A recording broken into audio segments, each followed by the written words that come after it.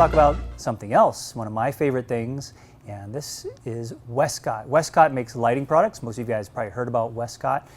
They've been making lighting products for many years, and all of my favorite lighting tools are from Wescott. And one of the things that I really like about Wescott as a company is that they're innovators. They also listen to photographers, listen to professional photographers, and take their ideas and turn them into great products. They don't create in a vacuum. They create based on what people need, what pro photographers are using. If you look at some of the cool products they have, you'll see some of the biggest names in the industry tied into these because we've helped create them. And I think that's one of the unique qualities that you don't see in many lighting manufacturers. In fact, I don't see them in really any except for Wescott. So it's one of the reasons I use their products. They're obviously high quality products. They work great, but the fact that they're also cutting edge is really important, because that's what we need as photographers and videographers, is tools to help us have the latest in lighting gear, not just things that we've seen for years and years. So one of the things that Wescott has created with me together is the Luna Grip, and I want to share this with you guys today and tell you, give you a few little tips on lighting as well for location lighting. So I mentioned earlier that I had a problem when I was shooting weddings years ago, and that problem was I like to move quickly. I like to carry very little gear, and I shoot quickly, I move quickly, I go from location to location very quickly, and I like to be stealth. I don't want to be dealing with lots of gear, lugging around all these lighting equipment and things like that, which I would normally use in the studio. So I had this problem of how do I get beautiful studio quality lighting, but anywhere on location, and how do I set it up quickly? And what I used to do is take a big diffusion disk and have my assistant hold a flash and beam it through there, and it would create this beautiful light, but it was incredibly uncomfortable, hard to use. It was a little frustrating. So I've always had this idea, like, I need to come up with a product that blends this beautiful diffusion disk light with my flash, and so that's what we did. And Wescott was right there to help me put this together, and now it's being sold internationally. It's a great new product, and I want to share it with you guys. So this is my typical kind of camera bag setup. And this is how compact it is. This is what I like about it so much, is that my camera and everything is in here. This is a Think Tank bag, which I love, by the way. If you guys are looking for a new camera bag, Think Tank makes my favorite bags and backpacks. But I have my camera in here, and then the Luna Grip is right there. All right? So, fits in the side of your bag. This is the laptop pocket on the side of my bag, and it easily slides in there instead of the laptop, because I don't take the laptop to my jobs when I'm shooting. So it fits perfectly like that. So I'll show you how this sets up real quick. So nice and compact, easy to tote with you everywhere. And inside the Luna Grip package, you get a diffusion disk, which is familiar to some of you. Okay, this is a diffuser. It's a 5-in-1 kit, so you actually have the covers if you want the silver or gold, because this actually is a fantastic reflector holder as well. And then there's the meat and potatoes of the Luna Grip, which is the frame and the arms to hold it. And I'm going to show you how to put this together real quick, and then we're going to photograph real quickly to see how you actually use it in real life. All right? So first thing you want to do is to attach the arm. This is what holds your flash unit. And you can keep this attached if you want, if you have room in your bag, or you can attach it as you need it. Just quickly attach it just like that. It's very easy to do. Tighten that down. And this is going to hold your speed light. So this is designed for speed lights.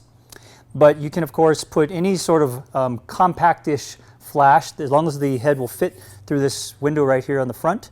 It works, and we've tried this with Q-Flash from Quantum and various other lighting units, and it works great with anything that will beam right through the center of that. Okay, so I'm going to use it with a speed light. So get that ready to go. Then I have my diffusion disk. Use your pop-up disk like this, and diffusion disk is attached to the handle with these arms, which are simple little tent pole type connectors on here, and they have these special patented clips. This whole thing is patented. It's a very unique design you won't find anywhere else, and you attach these arms to the disc by just putting them on the outside and rolling them on. Nothing tricky about that whatsoever.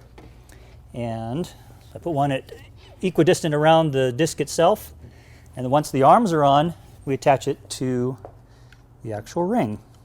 Okay, and there's holes around the ring here for different size discs. You can actually use small discs. This is a 42-inch diffusion disc, a 40-inch disc, and you can use it from 42 down to about a 20-inch disc by using the different holes in the ring itself. And then you attach your speed light and you're good to go. So my speed light's in my bag here. I'll grab this, and it's already attached to my receiver. Okay, make sure it's locked down. Slide that into the little holder here.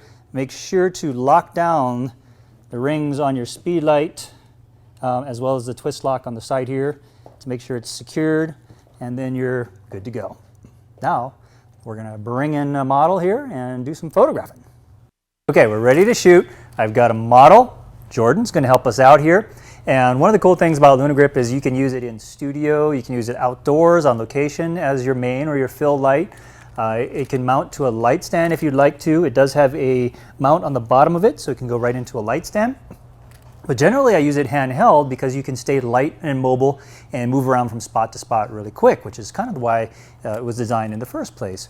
So the cool thing though is it gives you the lighting equivalent of about a 40-inch softbox. Now can you imagine dragging a 40-inch softbox with you to your weddings, to locations, to senior shoots, going outdoors in the wind? It's a beautiful light. I love 40-inch octagon softbox, but to actually take that on location and hand hold it anywhere is kind of ridiculous. It's hard. So this is something that you can get the similar look, but with much, much less equipment and much more easy to transport. So let's go ahead and give it a try, and I'm going to give you some tips too on how to, whether using the Luna Grip or any sort of lighting device, could be a 40-inch softbox in your studio, but just how to get the most out of that lighting tool if you have it available. So first thing I want to share with you, I'm going to bring in my lovely assistant here, Sandy. Hello. Oh, hello. I was in the lovely assistant corner. She's in the lovely assistant corner. So, that's awesome. So when you're doing your light source, you want to have the back edge of your light somewhat near your subject's ear. I call this technique from here, ear to here, meaning from her ear to here, meaning me, is kind of the way you want to have this. And you want it along the angle of your lens. So if I'm using a fairly telephoto lens, imagine this cone going out from my lens to her position here is a very narrow cone, so I can align this, whatever light source I'm using, right along the edge of that cone of my view from my lens. Now if I'm using a wider angle, then I'm going to just pull this back here and align it again with the cone of that wide angle lens. But since I'm with telephoto, we come back in. So the key thing is whatever camera position you're at, you could look through the camera, turn it towards your light source, and you should see just the sliver of the disc going down here. If I see the whole face of the disc, means it's aiming to me too much. If I see the back of the disc, it's aiming away. But if I just see a sliver of the disc, just a little slice, then I've got it aligned pretty optimally to wrap around her face. So I'm only going to have one light source here, and it really wraps around enough that you don't really need a filler light, but it does create a more dramatic look, and we'll try it with maybe this and with a little fill light. So the first thing I want to do, I'm going to shoot this inside the studio, and we have some lights on already, and it's not really enough light. The light quality is not really that exciting as far as doing a portrait light on her, but I can use that as my fill light. So the first thing I want to do without using the flash or the Luna Grip is just to get a base exposure for what this ambient light is, and I want it to be about 1.5, maybe 2 stops below normal, and then the flash will be the main light to fill in those gaps. So I'll take a quick shot here, and we can see that here on your screen. We'll pull it up. That's what it looks like. This is about 2 stops below normal. And by itself, obviously, is not going to make very good lighting. The lighting on her is not very exciting. But that's our fill-in light. Now, if I go just a little bit brighter than that, I'll try this now so that we're at, let's go up a little less. Try there. So you know somebody's going to ask, what are your settings? What are my settings? Because you have so much light here, what are you doing to overpower it? So right now I'm changing my shutter speed to about 250, and this is my optimum sync speed for flash sync, unless I'm going to go into high speed sync. If I go into, say, 500 of a shutter speed or 1,000 or something, I'm into this high speed sync, which you know all about. Right. And then it's tricky unless you have a flash that's compatible with high speed sync, then you're going to start to lose your flash. So I try to stay about 250, and then I'm using my f-stop, my aperture, to give me about the right amount of light that I need. Sweet. Okay. Very cool. So let's find a good base exposure. So I'll do one here, and we'll see what it's at. And I'm shooting at 2/50th at about 3.2, f3.2 at 100 ISO. And you can see on your screen here that this image is not flattering light on her face. It's underexposed, but that's good because this is my fill, and I want the ambient to be slightly darker and let the Luna Grip create the main light. So now I leave my exposure where it is, and all I need to do is turn on the flash and then adjust the flash power to give me exactly what I want. So we'll do a little test here on the power. Oops, okay, so good. it's connected. All right. So I'm we're not gonna, sure I'm good at this part, so. Yeah, you'll figure it out eventually. Yeah, the assistant part. All right, so we're thinking from ear to here and pulling it towards me. So this is coming right towards camera.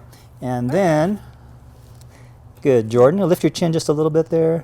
All right, so we'll start with that exposure and see where we're at. And you can see from the image on your screen, it's a little bit overexposed, but otherwise the direction of light is looking pretty good. And I'll bring that down probably about 2/3 to 1 stop. And we'll fire it again. Chin up just a little bit, Jordan. Yeah. Good. Now you can see on your screen there we have a nice exposure. It's a great soft directional light, and it's balanced. So we have a little bit of the background light, and we've got a nice soft directional light on her face, and that's all there is to it. It's really, really simple. The next thing we'll do is just throw in maybe a little bit of silver fill. Sandy, could you grab that silver? So use your cover here, and we can use this as a little sparkly eye fill light. So I'll take this and just lay it across the front of her here. So Jordan, I'm going to have you kind of lean over the table. We'll lay this on the table right in front of you. So kind of lean towards me here. Ooh, pretty. And then, Sandy, you're going to go kind of back to the back side of the set there. Okay. So come in this way. And we'll come in like this. And this time we want to aim it down just a little bit so we get a little bit of reflected off of that silver. Good. Go right into the face there. And we'll try one shot there. That's a nice one too. The lights, we haven't moved this distance of this very much, so it's at the right setting. Otherwise I need to adjust my power a little bit to compensate. But other than that, it's looking pretty nice. And let's do last thing. I'm going to have you kind of get down a little lower. It's going to feel a little uncomfortable. I'm going to come down lower, and you're going to come down lower, Sandy. Okay. So we're looking right there. You don't have to lean on your hands or anything, but just kind of get, just come on forward onto your hands. Put them out in front of you just like you did there. That's great. Okay. Chin to the right. Good. And chin, that looks great. Beautiful. That's nice. There you go. One more. Tilt it a little bit that way. Perfect. All right, great. Pretty, like that. Now we got a nice little twinkle in her eyes from the reflector underneath. Great light on her face. It's directional, but it's still soft. All kinds of things you can do if we had more time. And there are also videos on the site that you can look at that give you some ideas of how to use this, plus how to use 2 Luna Grips, one with the silver or white cover on it that's used below or different angles to create a really beautiful and even fill light. But with just 2 of these things, you can create amazing light anywhere, indoor, outdoor, wherever you need to be. So that's about all there is to it. Fantastic. Was that All right. hard? That was incredible. I cannot wait. I mean, those images are beautiful, and I'm sure people get it. It's so simple. It's so easy. I'm going to bring it around. It's so portable. So that's what I love. Look at this. It's only this deep. But I think you made the biggest point is this is exactly like the softbox, but not the big size. Not the. I mean, I used to when I first started. I shot weddings, and I did the whole bring the lights, bring the. It looked professional, but it was a total hassle. This is super easy. Even I can do it. You can do it. I can do it. I got it. Yeah. And you know, one of the questions that some people have asked is, what do you lose a lot because you don't have the sides of the box, which typically bounce some of that light and help you send more light forward? And we actually did some testing to see how much you're actually losing, and it's maybe a third of a stop at the most that you're actually losing out. As long as you have set the head right so that the zoom covers this properly, you're not losing anything off the sides. So it really is not noticeably less efficient than a softbox. And what I love too is that you get an extra tool. You're getting a reflector, you've got the gold side, you've got the silver side, you've got a translucent scrim, so you're actually getting a whole lot out of this product. Yeah, a lot of you different can things use this just on its own, just the reflector side of it or the diffuser side of it for all kinds of things. So that is incredible. And this is a Wescott product? It's a Wescott product, yep. Let's give a big shout out and thanks to our lovely model. Yay! Thank you, Jordan. That was Jordan, who's usually on the other side of the camera, by the way. But I think we're going to go ahead and take a quick break, and then we're going to come back. And what are we going to do? We're going to give one of these away. We're going to give one of these away. And give away a bunch more stuff. So stick with us. We'll see you in a bit.